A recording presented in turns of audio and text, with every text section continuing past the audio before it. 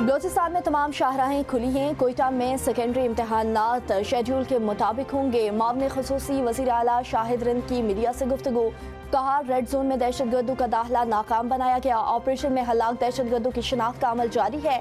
کوئٹہ میں خفیہ اطلاعات پر آپریشن جاری ہے۔ 100 مشکوک افراد کو حراست میں لیا گیا۔ مختلف اقسام کا اسلحہ بھی پکڑا گیا ہے۔ چینی سفیر کی بلوچستان میں شہریوں اور فورسز پر دہشت گرد حملوں کی مذمت، دہشت گردی کے خلاف جنگ میں پاکستان کے ساتھ مضبوطی سے کھڑے رہنے کا عزم۔ وزیر داخلہ محسن نقوی سے چین کے سفیر جیانگ زیڈونگ کی ملاقات۔ محسن نقوی نے کہا کہ چائنیز کی سیکیورٹی کے لیے اسپیشل پروٹیکشن یونٹ تشکیل دیا جا رہا ہے۔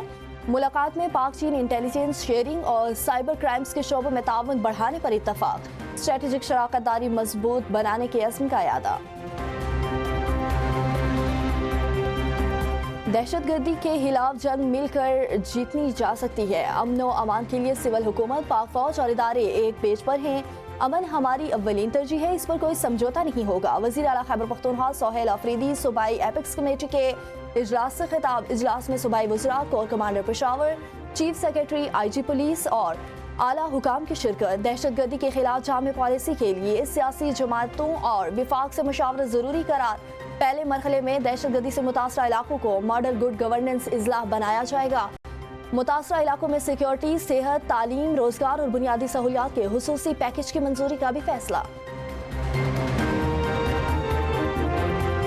Chairman Peoples Party Bilawal Bhutto Zardari سے پریئر بریک فاسٹ کے دوران مشیگن کے کانگریس میں جان مولینار کی ملاقات۔ جمہوریت، علاقائی استحکام اور باہمی تعاون پر بات چیت۔ ملاقات کے موقع پر سینیٹر اکبر خواجہ بھی ہمراہ تھے۔